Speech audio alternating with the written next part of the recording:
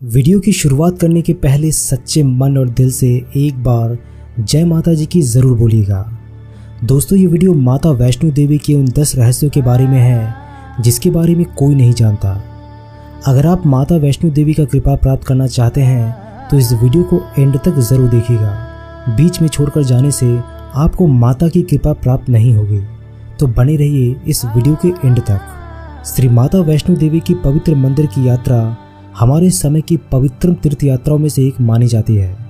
संसार में ये मुंह मांगी मुरादें पूरी करने वाली माता के रूप में प्रसिद्ध है, जिसका अभिप्राय ये है कि माता रानी वे सभी इच्छाएं पूरी कर देती है जो इनके बच्चे मन में रखकर इनके द्वार आते हैं। धर्म की रक्षा के लिए भगवान विष्णु के अंश एक कन्या का जन्म दक्षिण भारत के रामेश्वरम तट पर पंडित रत्नाकर के घर पे हुआ था। इस बालिका का नाम त्रिकुटा रखा गया। 9 वर्ष की उम्र में जब इन्हें पता चला कि भगवान विष्णु ने राम के रूप में अवतार लिया है, तब देवी त्रिकुटा ने राम को पति के रूप में पाने की तपस्या शुरू कर दी। सीता हरण के बाद भगवान श्री राम जब सीता को ढूंढते हुए रामेश्वरम के तट पर पहुंचे, तब यहाँ पर श्री राम और त्रिकुटा की पहली मुलाकात हुई। देवी त्रिकुटा ने भगवान राम को पति रूप में प्राप्त करने की इच्छा प्रकट की। भगवान राम ने देवी त्रिकुटा से कहा कि मैंने इस अवतार में एक पत्नी व्रत रहने का वचन लिया है। मेरा विवाह सीता के साथ हो चुका है, इसलिए मैं आपसे शादी नहीं कर सकता। देवी त्रिकुटा ने जब बहुत अनुनय विनय किया, तब श्री राम ने कहा कि लंका से लौटते समय मैं आपके पास आऊँगा। अगर आप मुझे पहचान लेंगी तो मैं आपसे विवाह कर लूँगा। श्री राम ने अपना वचन का पालन किया और लंका से लौटते समय देवी त्रिकुटा के पास आए, लेकिन भगवान राम की माया के कारण देवी त्रिकुटा उन्हें पहचान नहीं सकी। त्रिकुटा के दुख को दूर करने के लिए श्री राम ने कहा कि देवी त्रिकुट पर्वत पर एक दिव्य गुफा है। उस गुफा में तीनों महाशक्तियाँ सरस्वती, महालक्ष्मी और महाकाली पिंडी के रूप में विराजमान है। आप उसी में जाकर मेरी प्रतीक्षा कीजिए। कलयुग में जब मेरा अवतार होगा तब मैं आकर वहाँ आपसे विवाह करूँगा। तब तक महावीर हनुमान जी आपकी सेवा में रहेंगे और धर्म की रक्षा में आपकी सहायता करेंगे। धर्म का पालन करने वाले भक्तों की आप मनोकामनाएं पूरी कीजिएगा।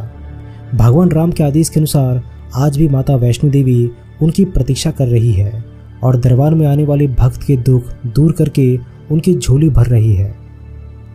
माता वैष्णो देवी के दर्शन के लिए वर्तमान में जिस रास्ते का इस्तेमाल किया जाता है वो गुफा में प्रवेश का प्राकृतिक रास्ता नहीं है। श्रद्धालुओं की बढ़ती संख्या को देखते हुए एक कृत्रिम रास्ते का निर्माण 1977 में किया गया। वर्तमान में इसी रास्ते से श्रद्धालु माता के दरबार में प्रवेश पाते हैं। अधिकतर प्राचीनतम पवित्र मंदिरों की यात्राओं की तरह ही ये निश्चित कर पाना असंभव है कि इस पवित्र मंदिर की यात्रा कब आरंभ हुई। गुफा के भूवैज्ञानिक अध्ययन से पता चलता है कि इस पवित्र गुफा की आयु लगभग 1 लाख वर्ष की है।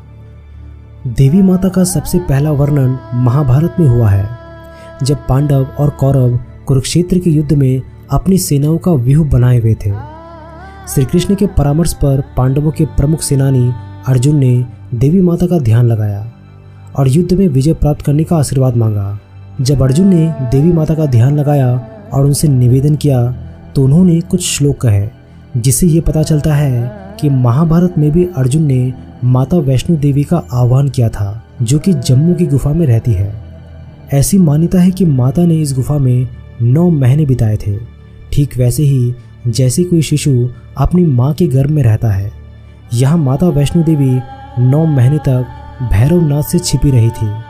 इसी वजह से इसे गर्भजून गुफा कहा जाता है और वर्षों से ये माना जाता रहा है कि जो महिलाएं इस गुफा में प्रवेश करती है उन्हें प्रसव के दौरान कोई भी समस्या नहीं होती। साधारण रूप से ये भी विश्वास किया जाता है कि पांडवों ने ही सबसे पहले देवी माता के प्रति अपनी भक्ति और श्रद्धा को प्रकट करते हुए कौल कंडोली और भवन में मंदिर बनवाए। त्रिकुटा पहाड़ की बिल्कुल साथ लगते एक पहाड़ पर पवित्र गुफा को देखते हुए 5 पत्थरों के ढांचे 5 पांडव का प्रतीक माने जाते हैं। श्री माता वैष्णो देवी की गुफा की खोज से जुड़ी अनेकों तरह की गाथाएं प्रचलित है। ऐसा कहा जाता है कि लगभग 700 वर्ष पूर्व इस मंदिर की खोज पंडित श्रीधर द्वारा की गई थी, जिसके भंडारे के आयोजन में माता जी ने सहायता की थी। जब माता भैरवनाथ से बचने के लिए भंडारे को मध्य में छोड़कर चली गई तो कहा जाता है कि पंडित श्रीधर को ऐसा प्रतीत हुआ जैसे उन्होंने अपने जीवन की प्रत्येक वस्तु गंवा दी। वो बहुत दुखी रहने लगे और भोजन और जल ग्रहण तक करना छोड़ दिया। वे अपने ही घर के कमरे में बंद हो गए और माताजी से पुनः प्रकट होने के लिए बड़े विनम्र भाव से निवेदन करने लगे। तभी माता वैष्णो देवी श्रीधर के सपने में प्रकट हुए और उसे त्रिकुट पर्वत की तलहटियों में स्थित पवित्र गुफा को ढूंढने के लिए कहा। माता ने उसे अपने व्रत खोलने का आग्रह भी किया और उसे पवित्र गुफा का रास्ता भी दिखाया। माता की बात मानकर श्रीधर पर्वतों में स्थित उस पवित्र गुफा को ढूंढने के लिए चल पड़े। कई बार उन्हें लगा कि वे रास्ता भूल गए हैं, परंतु उनकी आंखों के सामने सपने में देखा वो दृश्य पुनः प्रकट हो जाता। अंततः वे अपने लक्ष्य पर पहुंच गए। गुफा में प्रवेश करने पर उन्हें तीनों सिरों में उठी हुई एक शिला प्राप्त हुई। उसी क्षण माता वैष्णो देवी उनके समक्ष साक्षात प्रकट हुई और उसे शिला के रूप में तीनों सिरों की पूजा करने का आदेश दिया। श्रीधर को गुफा में और उनके भी अनेकों पद्मचिन्ह मिले। माताजी ने श्रीधर को 4 पुत्रों का वरदान दिया और उसे उनके उस स्वरूप की पूजा करने का अधिकार भी दिया। माता ने श्रीधर को पवित्र मंदिर की महिमा का प्रचार प्रसार करने को कहा। उसके बाद श्रीधर ने अपना संपूर्ण जीवन माताजी के पवित्र गुफा में माता रानी की सेवा और भक्ति में लगा दिया। दोस्तों, आशा करता हूँ कि आप सभी को ये वीडियो बहुत पसंद आया होगा। अपने जीवन में एक बार माता वैष्णो देवी की गुफा के दर्शन जरूर कीजिएगा। एक बार जोर से जय माता जी की जरूर बोलिएगा और कमेंट बॉक्स में भी जय माता जी की जरूर लिखिएगा। माता रानी आप सभी की मनोकामनाएं जरूर पूरी